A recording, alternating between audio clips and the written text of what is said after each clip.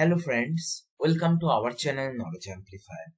So in our previous video, we have already discussed several concepts related to Kafka, like how to install Kafka in our local system, what is the concept of producers, consumers, topics, brokers, etc. etc.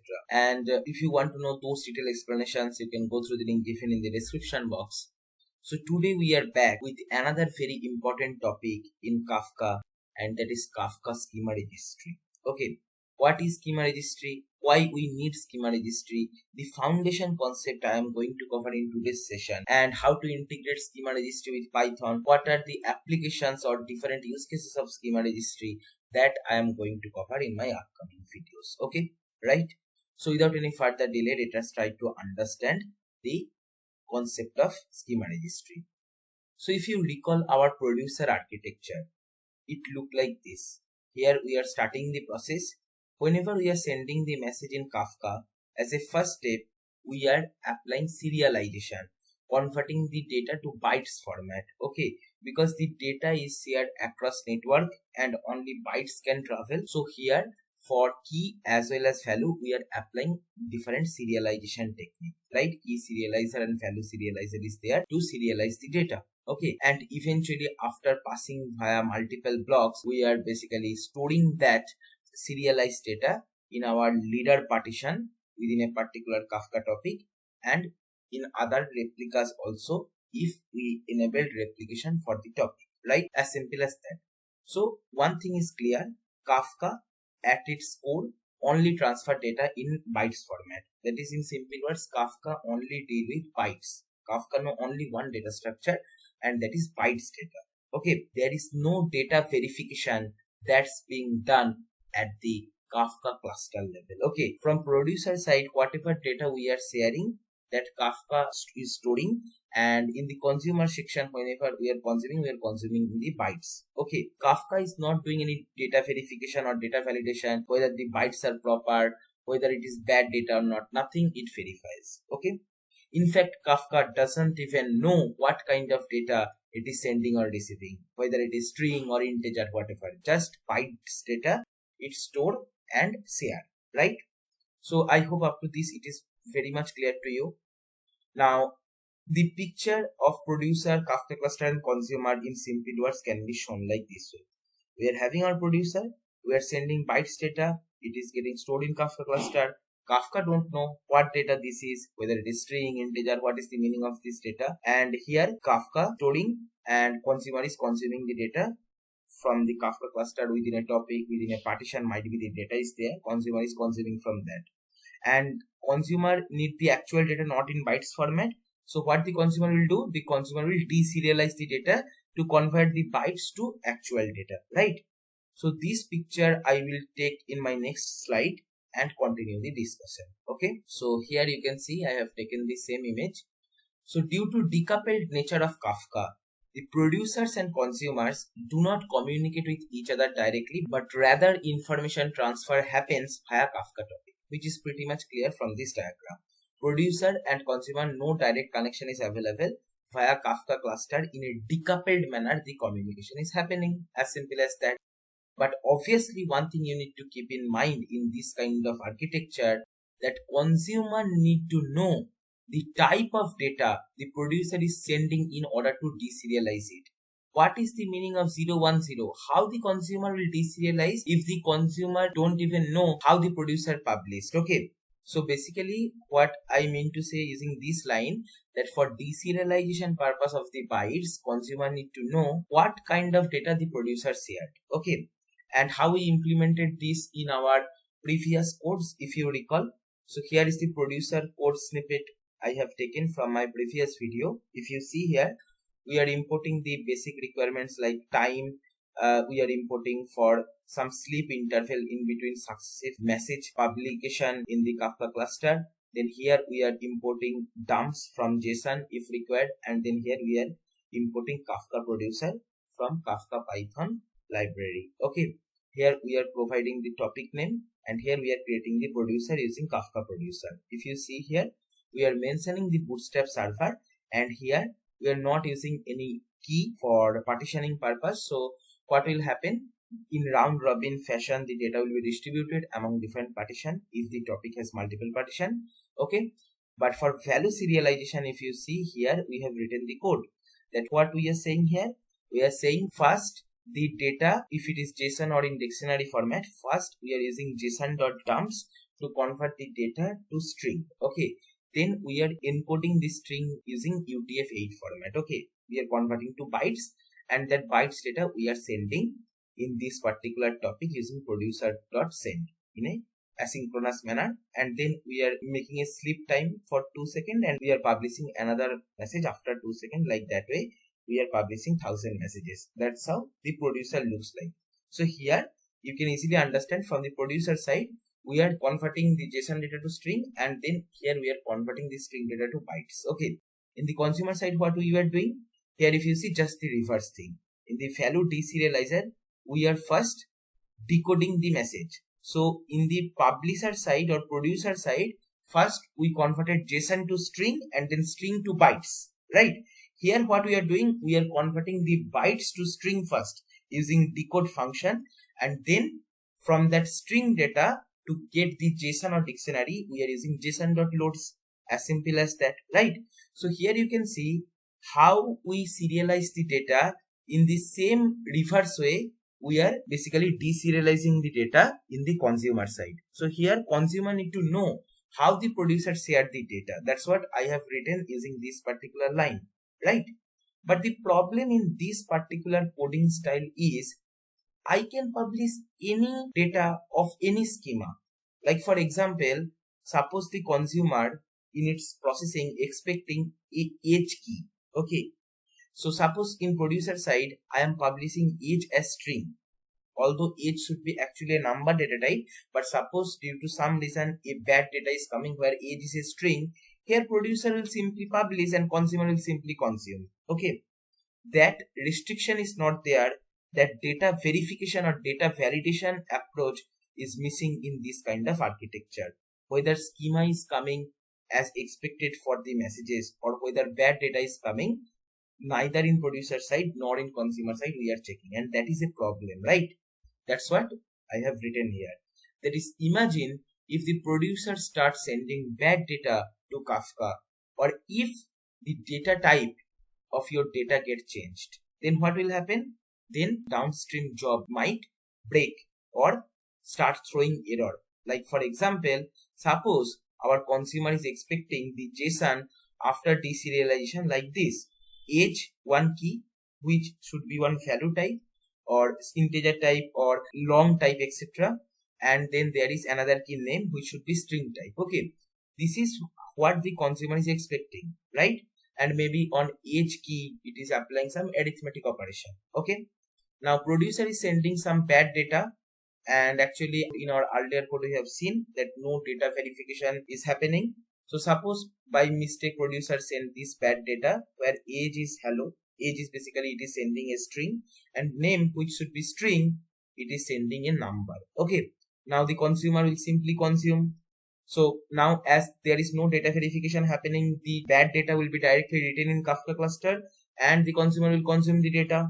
Now when the consumer will try to basically apply arithmetic operation on this age key, which it is expecting to be number but now it is string, arithmetic operation will not happen, it will throw exception, and our downstream job or downstream consumer will start breaking.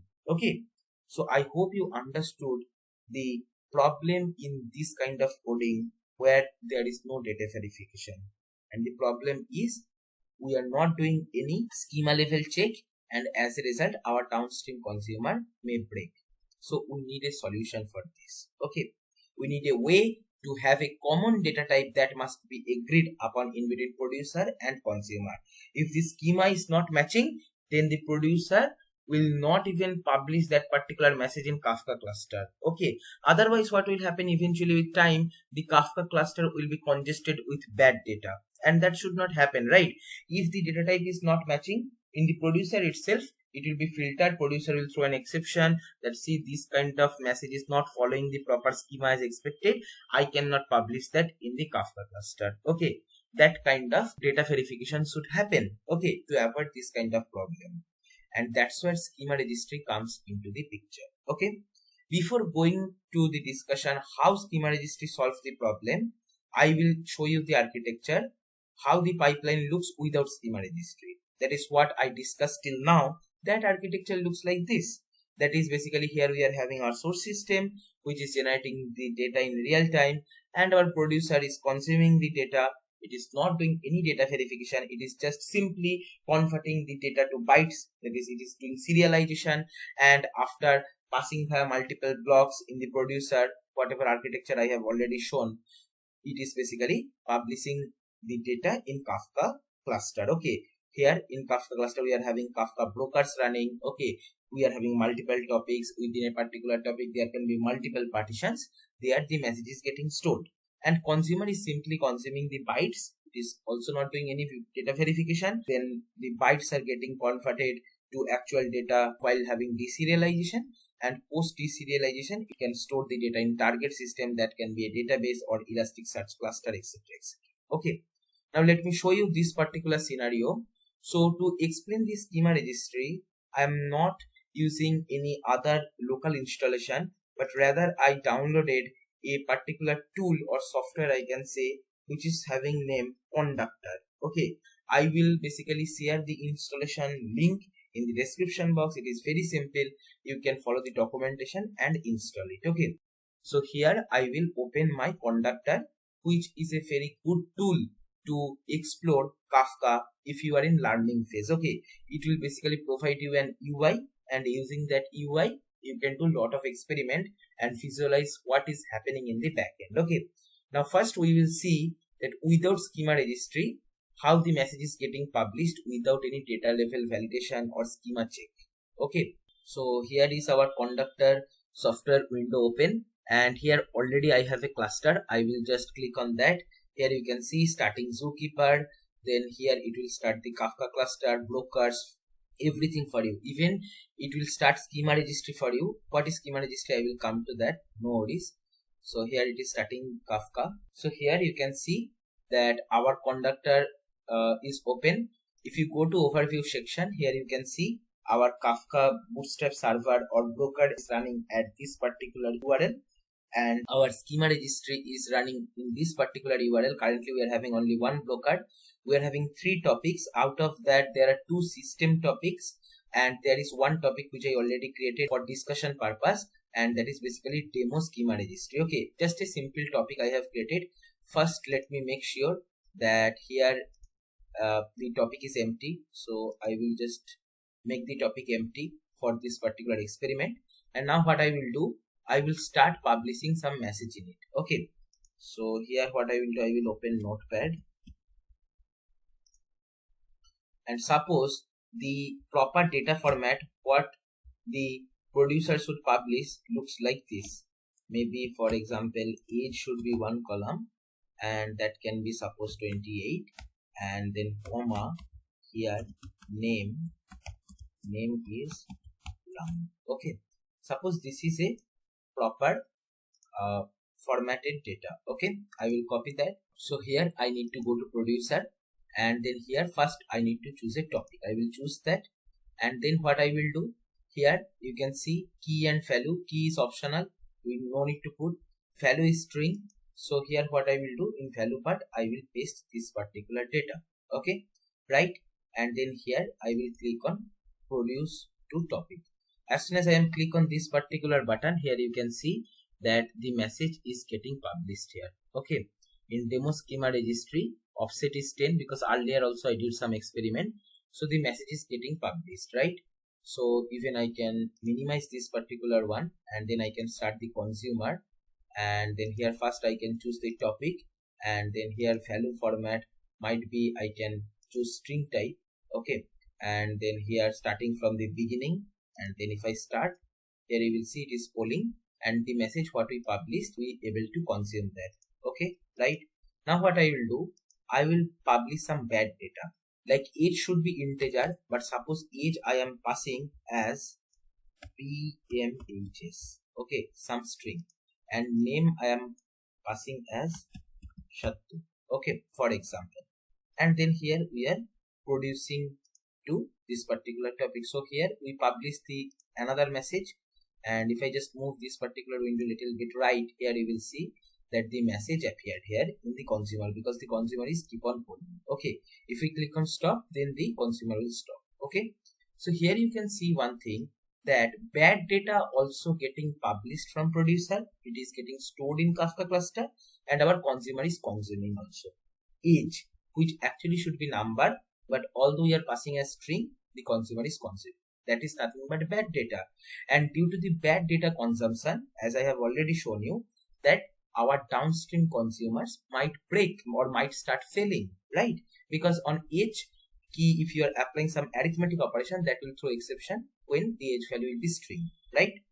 So I hope this particular problem you understood, that what is basically happening when we are having no data verification, right, in this kind of pipeline.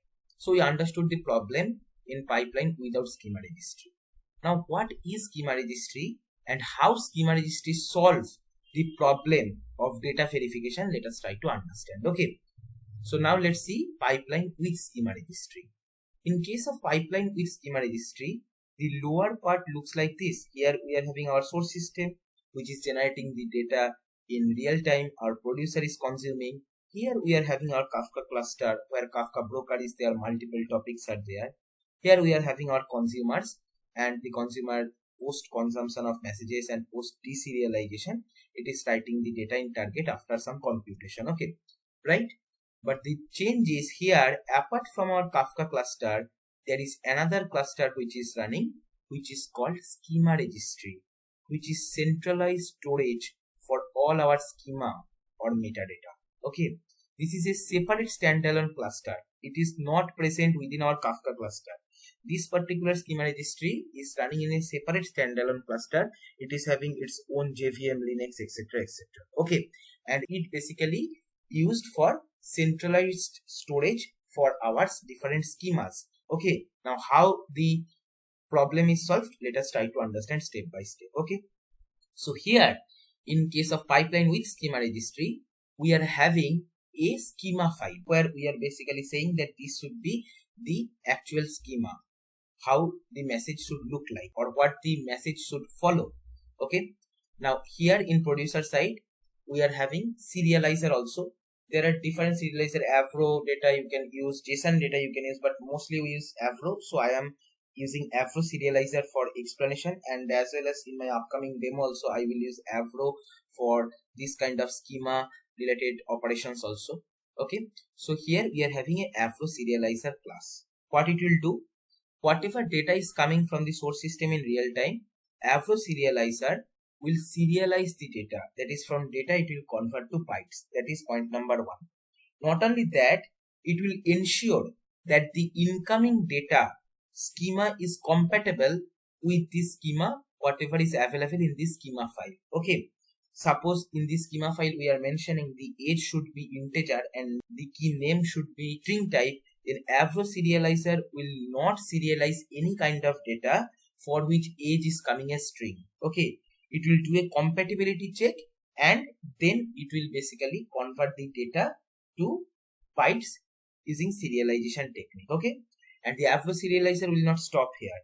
What it will do further, while creating the producer, we will mention our schema registry server name. Like here you have seen in Conduktor overview, here our schema registry is running in this particular URL, right? So while creating the producer, we will mention the URL.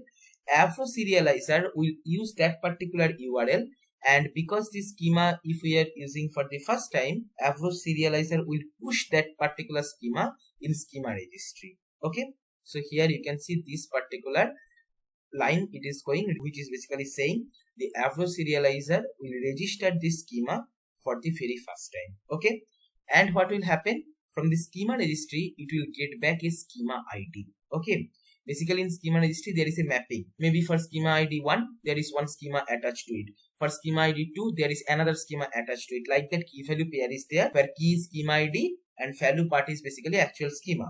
Now whenever Avro serializer will register a schema, it will get a schema ID. Okay, now what the Avro serializer will do, it will append that particular ID in the header with our serialized data. Okay, So this becomes our one record, which is containing the schema ID and the serialized data. And that particular whole record, the producer will send to Kafka cluster. Okay, right? I hope up to this you got it. Now what will happen in consumer side? The consumer will consume the record, and when it will consume, it will get the serialized data and the schema ID. Now the consumer need to do deserialization. Now here in consumer side, we are basically having Avro deserializer. What it will do? It will take the ID. Okay. Now Avro serializer need to validate whether the incoming data is following the proper schema structure or not. Now it don't have the schema, it has only the schema ID, right? So it will go back to schema registry, it will share that particular ID, and in schema registry I have already told you the schema ID versus schema, this particular key value mapping is there. From the schema ID, it will get back the actual schema. Okay, and then the Avro deserializer will deserialize the data, and then it will do a check whether the data is following the schema whatever is expected or not. If the data is not following the schema properly, there itself it will throw an exception, it will not proceed further.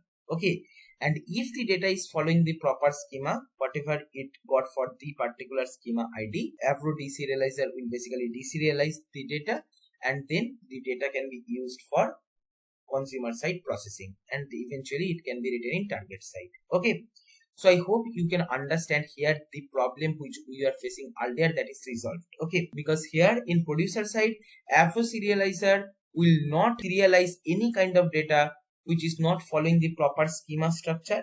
Similarly, in the consumer side, Avro deserializer will not deserialize any data which is not following the schema structure. And how this schema communication is happening in between producer and consumer? It is basically happening via centralized storage, which is called schema registry, where this schema ID and schema mapping is there. We are not passing the whole schema because the payload will be higher, because schema will be bigger. So instead of that, we are passing a small ID value. Okay, and based on ID mapping, the producer is basically registering the schema, and here in the consumer side, the consumer is getting the complete schema information from the schema registry based on the simple ID value. So due to application of the schema ID, the overall payload in Kafka cluster also getting reduced. Okay, so that is obviously pretty much good. And not only that, Avro compacts our message properly using several compression technique. That is also one advantage which save network bandwidth. Okay, so I hope you understood that in case of pipeline with schema registry, that particular problem of data verification is resolved. Now let's see in Conduktor with real-time experiment. Okay, so here we have seen our schema registry is running in this particular URL. So to create a registry, here I will go to schema registry, and then here I can click on create and create a schema registry here. Okay, but before that, how this schema should look like here, if I go to this PPT, here I am telling that I am having a schema file. Okay, and if the producer is using that particular schema for the first time, the Avro serializer is registering that particular schema. Okay, now how we will get that schema file, that can be a question for you, and that is basically very simple if you are using Conduktor tool. Okay, suppose you are expecting that your data should follow this kind of structure and you want to generate your schema for this kind of payload.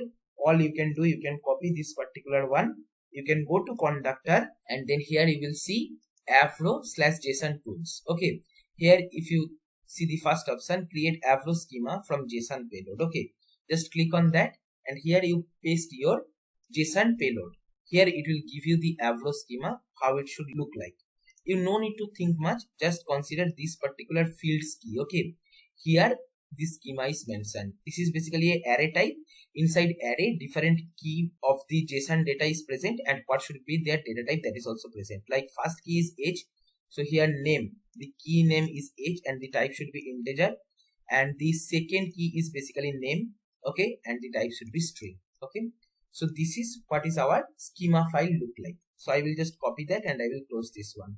Now I can create the particular entry in schema registry. Here, as I have told you, that if we are using a schema for the first time in the schema registry, we need to register. So that's what we are doing. Next time when I will show you the Python implementation, then you will see that automatically it is happening in the backend. We no need to do anything. Okay. So here first format is Afro and the strategy is record name. Okay. So here I will paste this particular one. Here you can see type is record. So here whatever Avro schema was generated, that is for record type. So that's why I have chosen record name in the strategy part. Okay. And here this schema is shared, and then here what I will do, I will basically create this particular one. And here you can see the schema is registered in our schema registry. If I go inside that, here you can see what are the fields. The fields should be age and name. Age should be integer and name should be string. Okay. If you click on this, here you will get different versions. Suppose your schema evolves with time. Okay. Then you will change your schema here and different versions you can see here. So how the schema evaluation happens, that I will cover in my upcoming video. So now in our schema registry, schema is registered. We will see how the bad data can be filtered out. Okay. So here what I will do, I will open the producer and I will just keep this here, and here I will start my consumer also. Okay, parallelly. So here let me keep consumer in the right hand side and producer in the left hand side. Okay, cool. Now here what I will do, I will pick a topic. Key no need to pass. In the value part, here we will pass Avro schema registry. In schema registry, we basically stored with record name, and here I will choose the record what I created for our schema, and then here suppose this particular message we are publishing, age is 280 and name is Ramu after schema registry, sir. Okay, for easy understanding purpose, and here I will put that. Okay, right. Now here in the consumer side, here I will choose my topic. Here value format is string only. Start from the beginning I am keeping, and now what I will do, or maybe start from now or latest. Okay, and value format is string only, and now what I will do, I will start consumption of messages. Okay, so here the consumer is polling. Now what I will do, I will produce the message to topic. So when you are producing, here you see the message is coming like this way, Ramu after SR, but the age part is getting corrupted, and that is obvious, right? Because if I stop the consumer, here in the value format we kept string, but here we are doing Avro serialization while publishing the message. So we need to configure that also. So here in the value format, instead of string, we will choose Avro schema ID. Okay, and here the schema ID we need to pass. If you want to know what is the schema ID for your schema, like here I have explained you, right, that whenever we are using a new schema, it is registered in schema registry and one unique schema ID is attached to it, which the producer used to send the data, as well as consumer basically use that particular schema ID to get the actual schema for deserialization purpose, right? So that schema ID is important, and if you go to your schema registry, here you will see the ID number. For this case, for this schema, the ID is 10. So I need to provide that. So here I will use ID value 10, and confluent encoding is there. So I will just enable that for the properly decoding purpose. Okay. Now here the rest part is as it is. So start from latest, and then here I will start. So it is waiting. Now here we will produce the message. When we are producing the message, here you can see now the deserialization is happening properly in the consumer side. And now let's publish some bad data. Maybe in age part we are passing some string data, like for example Ramu. Okay, and name I am passing string only. So here when you are producing the message, here you will see failed to convert JSON to Avro. Field age is expected of type integer. Okay, so earlier when we send the string data in age key, then it simply published when we have not used schema registry. But because we are using schema registry now, so eventually what is happening, that here the schema validation is happening, data verification is happening based on the schema whatever we are configuring here. Okay, and even in the consumer side, I have told you, right, that when a producer is sending the data, it sends the schema ID along with our data. In the consumer side, when it get the ID, from ID it get the schema. All this you can visualize here. So here is the message. If I click on details for our consumed messages, here you can go to value schema, and here you can see that consumer received the ID. Okay, that is schema ID 10 for our schema, and this is basically the schema which is available in our schema registry. Consumer took this schema based on the ID from schema registry and the Afro deserializer in consumer side using that for deserialization purpose. If the deserialized data is not following this schema of this kind of architecture, then obviously in deserialization also it will throw an exception. Okay, and that's how our schema registry is helping us for data verification. So I hope you understood this, and in my upcoming videos I will discuss more concepts related to schema registry. If you find this video helpful, then please like, share and comment. Subscribe our channel if you have not subscribed till now, and don't forget to press the bell icon to get the notification of our latest videos. Thank you.